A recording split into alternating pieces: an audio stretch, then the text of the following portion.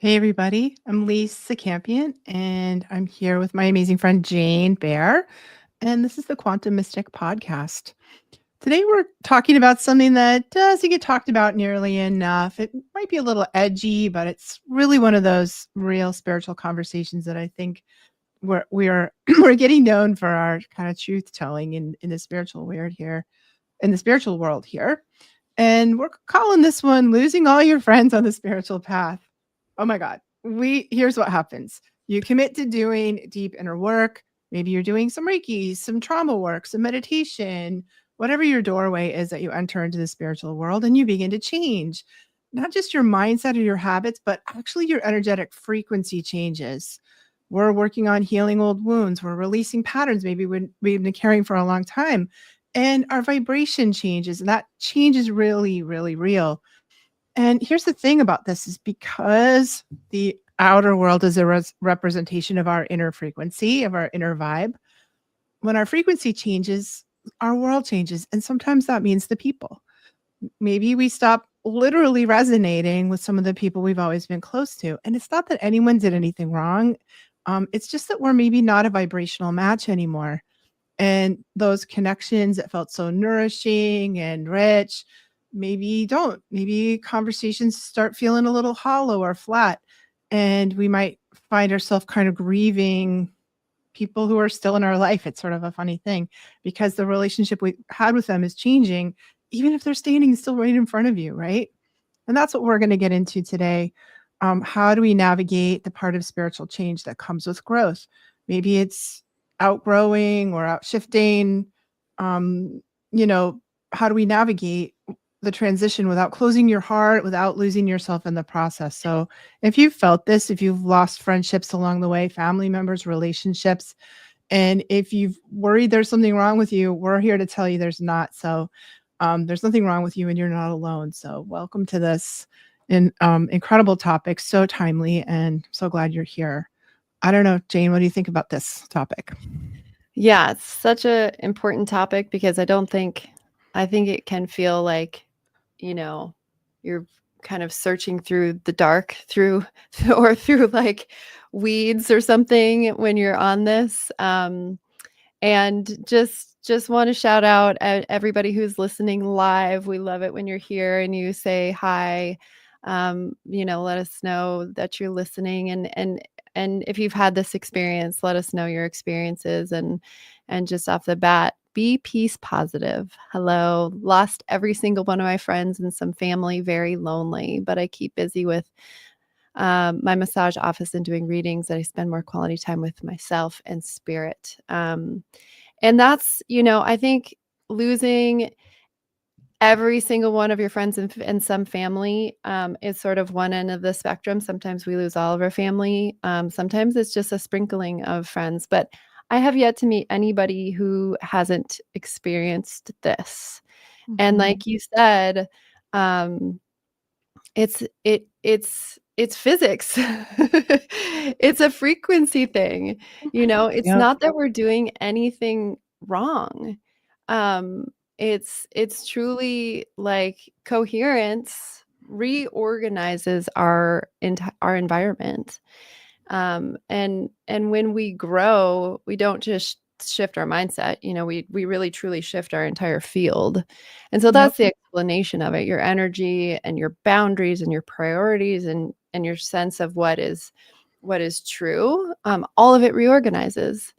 And Mhm. really, because like our relationships, whether even with family, even with blood, our energetic like ecosystems, any change in us personally, it ripples through the whole system. Yeah. And we there's still free will, there's still choice, of course. And that's like, an important thing that we need to ask ourselves is like, is this important to me to figure out how to be in relationship with somebody who isn't in coherence anymore? And maybe we change, like, we don't have the depth of the relationship we have, but we might choose to keep that person Exactly. as, a beloved, you know, but the depth that they're coming in might be different, or your expectations about how the relationship works Yeah. might be different, you know? I know Mhm. too, like, one of the things that happens is, so for so many, it's happened to me and also so many of the people that I work with, is we start this spiritual healing process, Jane, and things get messy. Things get like swampy, dirty, like we're rolling around and maybe we're cleaning out some grief or experiencing grief or anger or kind of diving into the emotion and of everything. And although it's very therapeutic, for us, maybe not everybody we know can handle that. Yeah. When things get messy inside of our growth, and because it always does, right? Yeah. And you got to feel it to heal it.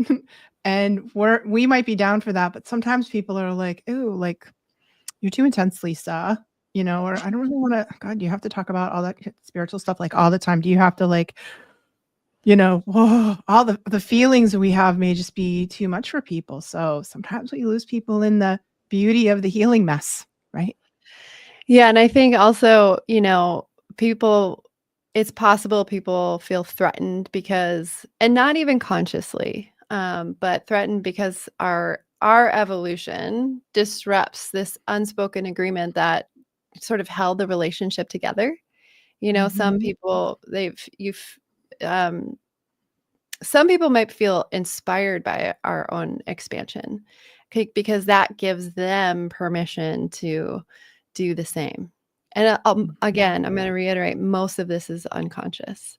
Yeah, But some simply will just disappear because, and not because it's something actually happened. There doesn't even need to be an explosion. But it's because, again, there's the resonance isn't there and it's not personal. I don't believe a lot of the time, I don't think it's even rejection. And we need to know that in our hearts. It's not punishment. Um, it's just that the external world reshuffles to match our internal world, like you said. yeah, And people who can't meet you in that coherence, I think naturally drift away. And right. those who can move even closer, and that's the beauty, is because then we end up finding our tribe. Yeah, I think that's so good, and I think, like, allowing the flow, that to me, there feels like a flow, and this is a really good time to practice non-attachment, you Yeah.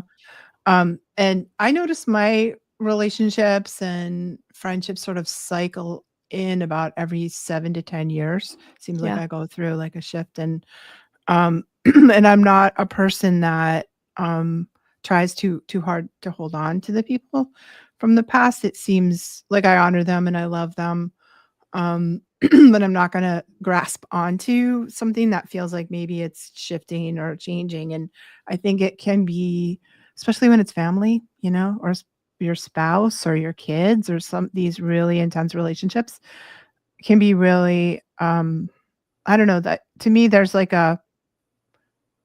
an interesting play between letting go, grasping, letting go, and letting go totally, which sometimes you have to do, or just letting go of the expectations that we have, Mhm.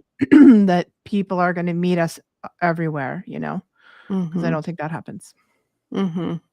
Yeah, exactly. And that's that acceptance. Okay, this relationship has changed. Either I'm going to work at keeping it at just a different, maybe you keep it light, maybe you keep it surface, and that's Right. okay. Yeah. um but if it there's times where there can be, grief in the loss of a friendship that was really, really um important. And I think that Mhm. it can honestly feel like there's a mourning period. It's like there's a small death, Yeah. because you've lost this person or people. And it doesn't mean, it could have been a great relationship. There wasn't dysfunction, but there may have been patterns that you were playing out in order to be in that relationship. Maybe there was people pleasing, or like there was shared wounding, or it was like a convenience, that something that was comfortable in that relationship. And once we do this work of shedding that, you know, of shedding of evolving ourselves, we have to like there's like the shedding of an old identity. And so it kind of feels like that ego death that we talk about Yeah. because we're shedding ourselves. And in order to be in that old relationship, we'd have to go back into people pleasing, or we'd have to go back into something that we've actually worked through, right? Yeah, like, what happens when you have a friendship based on a trauma bond and you work through your trauma, Yeah. you know? Yeah. So and I think so many people have that, and then, like, what is there? I think I think sometimes about this in terms of our soul contracts too, like, we can Yeah. have soul contracts, like the agreements that we had before we got here for a specific time or a specific function in the relationship, and oftentimes when we work through that, we fulfill the contract, the relationship just Mhm. kind of dissolves, kind of Yeah. like and sometimes there's an opportunity to renegotiate the contract. Like, Mm. are we gonna choose to step into a new phase of our connection? And sometimes it's not possible. It just dissolves so completely that there's nothing that's there to hold on to. But I do think you're right about the grief. We can Yeah. feel, a lot of grief around that. Yeah, Yeah. even though it's the right thing, it's what needs to happen, it still can be hard. Yeah, and that like there can be this mind game, this spiral of shame that can be like, did I cause this? Maybe I should have Mhm. tried harder. I just want to validate everybody. Like if you're having these feelings, or even like, oh, they're just low vibration. I'm above this. Like we don't Yeah. we We don't don't we do don't that. there's no hierarchy in spiritual growth, period. So we need to, watch ourselves as we're growing and evolving. Making other people the problem is karma. You're Group racking up karma. your karma a little bit Watch if you out. do if you're doing that, yeah. That's a trap. Yeah. It's so funny. I find, like, one of the things that and I notice this a lot with the folks that I work with, that there's sort of, like, a difficulty with small talk, you know what I mean? Like, that kind of, Yeah. maybe relationships that were based on, you know, parenting, like my mom friend, when my kids were little and we were, like, all Mhm. momming together and, um, that those kind of, uh, shallower type conversations sometimes used to work for you. Like, maybe that was how you related, around that thing or around how your favorite sports team was doing. And now all of a sudden that feels empty. I think that's something that happens like for people on the spiritual path, that small talk can feel draining or feel like it's hard to connect with that.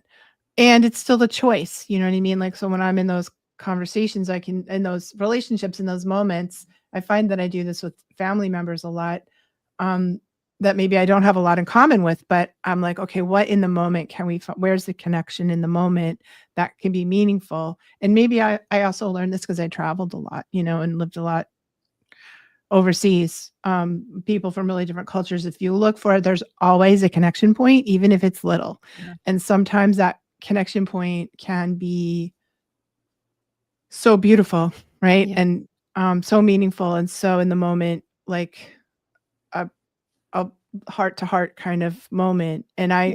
even though I don't like small talk and I find it difficult and exhausting, I can still find those heart to heart moments with With almost anybody. anybody. Anybody.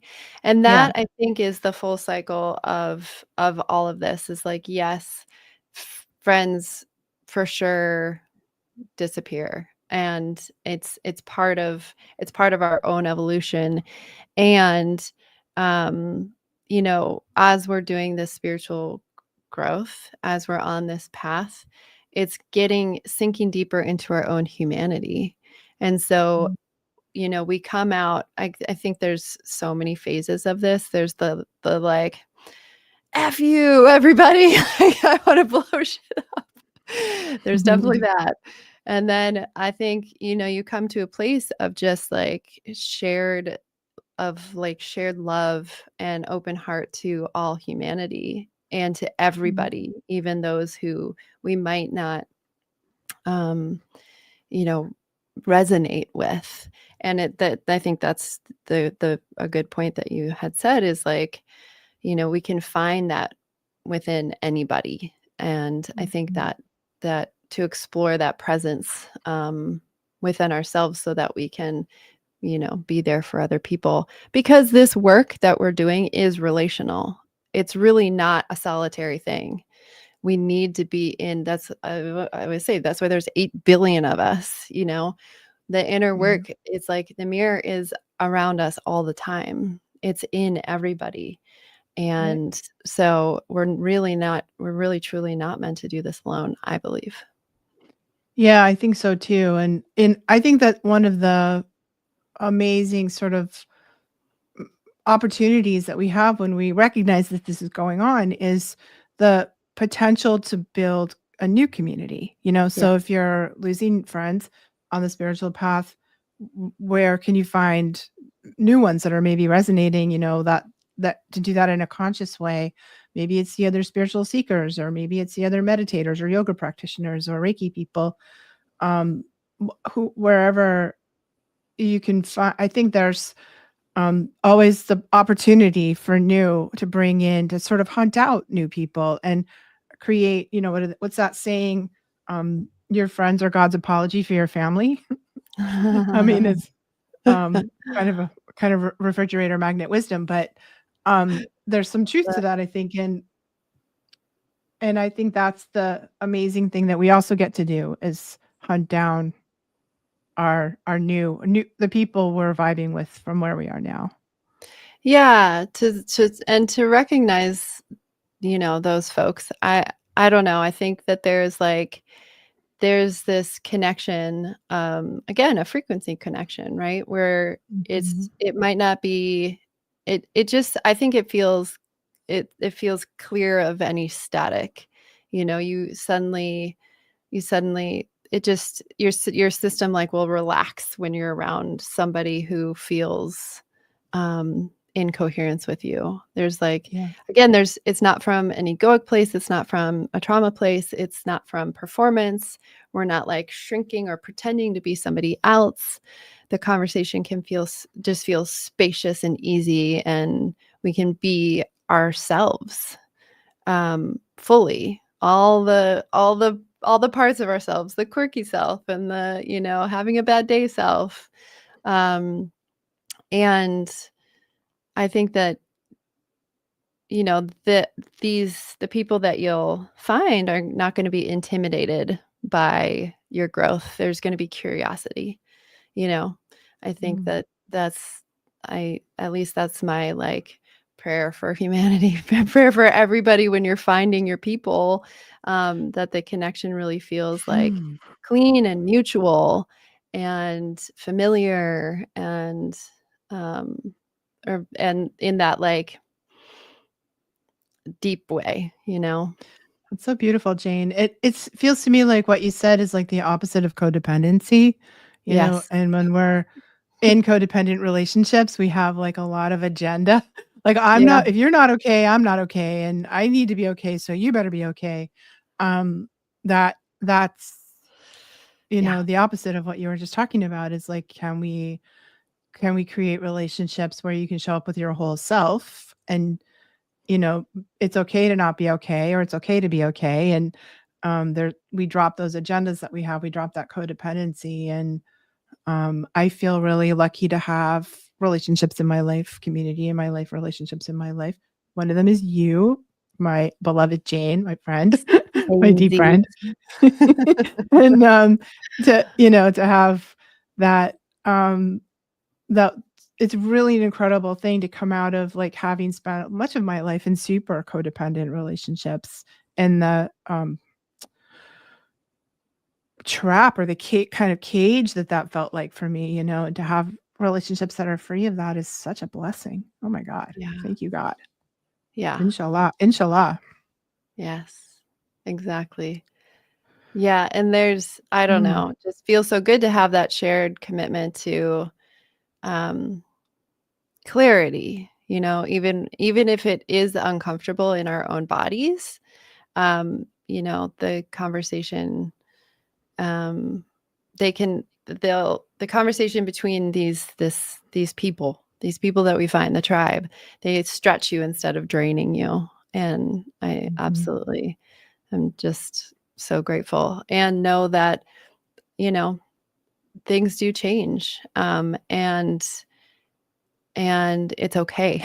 It's okay for things Yeah. to change. And I think that's the hardest part of this is the acceptance that, at least it has been for me, is the along the way, just the acceptance of like, I didn't do anything wrong. Mhm.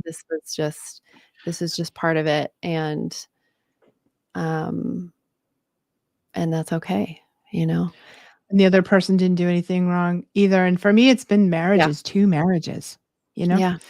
And, like, they're from where I'm at now, because 'cause they're both quite a long way in the rear view, I'm like, "Well, those that was inevitable," and the other thing I've just learned recently is that relationships are valuable even if they're not permanent. It Yeah. doesn't, have to be a forever relationship for it to be, and I definitely had, like, an old program around that. Like, somehow it was a failure, relationship failure, a failure's end, and I really had to take that word out of my vocabulary and Yeah. believe there is no such thing as a relationship failure. It's only research. It's Yes. only experience. It's only, like, where we actually get to, the rubber meets the road kind of, and we get to kind of work things out in real time with another person where we have that friction to really do the work at a deeper level. And so there's not, I don't see those relationships as failures. I see them as incredibly valuable um, human growth machine, personality growing machines, or spiritual practice, right? Yeah. And it does, even a quick relationship has value. It's not only permanent ones that do. Yeah, and I think that's part of the work, and this is this isn't my theory, but, if everything in front of us, if this whole world is a hologram, and we are not only like the director of the holographic play that we're composing, we're the casting director, we're the producer, and the director, Yeah. and we're actually um we're casting these people to come into our lives to help us grow and evolve, and so when we look at it at that sort of even more expanded way, it's like everything and everyone is exactly right to give us what we need in that moment. And um and I think that again, I think it's the ego, and our identity self that holds on to the people in our lives as if, like, I don't know, they make us who we are, or you know who are we without these people in our lives. And so we need to sit with those feelings of who am I without whoever in my life, um, and trust that they came into our lives, like you were saying, for exactly the right thing at exactly the right time to give us exactly what we needed on this journey. Yeah.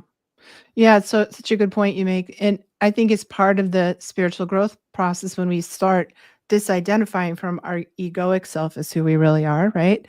Then those labels that we use to define ourselves, I am a wife, I am a mother, I'm a daughter, I'm a friend. W- w- that's so from the ego self, that's sort of like the what we hold on to, what we grasp onto as who we are. And Yeah. it it's part of who we are, it's part of who we are temporarily in the Yeah. temporal universe that we live in, temporal dimension that we live in, but Yeah. it's not the entirety of who you are, and then I think the spiritual path invites us to drop those parts of our identity. You know, it's Yeah. not the whole of who you are, just like no one aspect of you is the whole of who you are, right? So, as we disconnect that grasping from those those identities. I mean, I just went through this myself as the empty nester, you know? Yeah. So having my last child move out, I was like, wow, am I gonna be struggle with this? I spent 31 years as a mother, you know, active Yeah. mothering.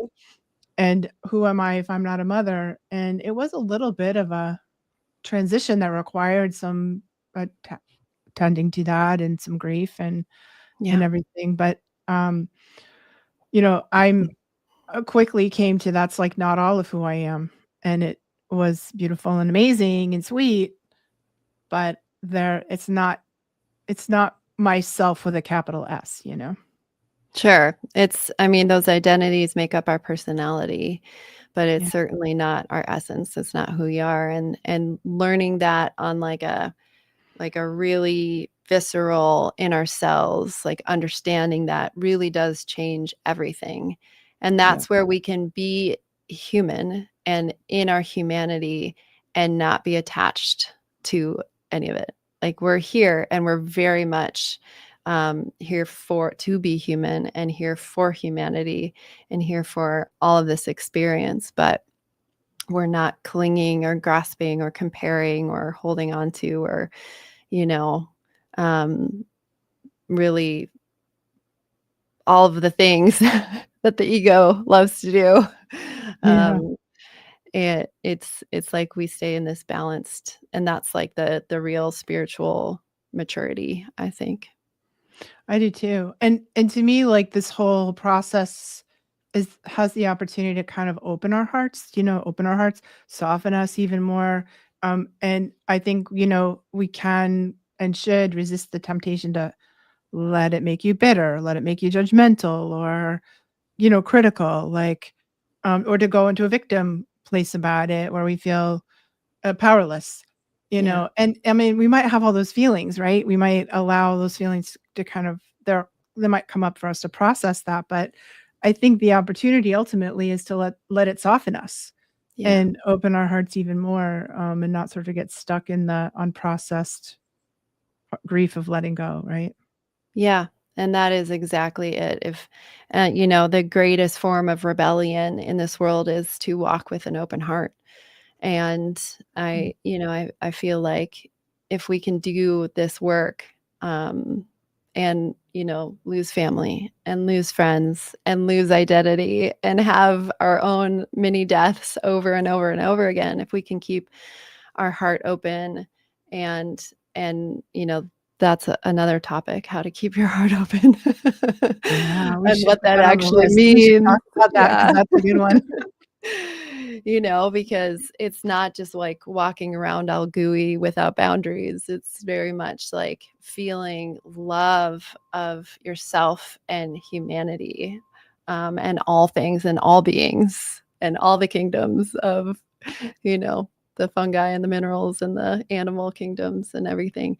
And staying humble along the way is is that is that evolution, is that key. So beautiful.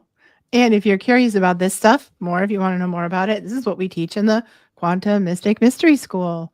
And if this appeals to you and you want to find more about it, just hop over to quantum-mystic.com to find out more about the work that we do. And it's really good stuff. And I feel like we're both so on mission, you know, that this is a Yeah. mission that we have together individually and also together to, you know, help people who are interested in raising their consciousness and going through this. That's what spiritual growth is, really consciousness expansion.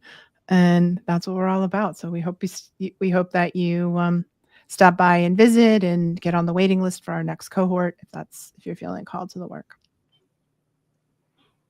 That's right. Yeah, thank you. Thank you for everybody who was here with us live, and if you're listening to the podcast, thank you for listening, and let us know what you think. And if you have questions or thoughts on topics, please let us know. And always wonderful to be here with all of you. And Lisa, thank you for the conversation.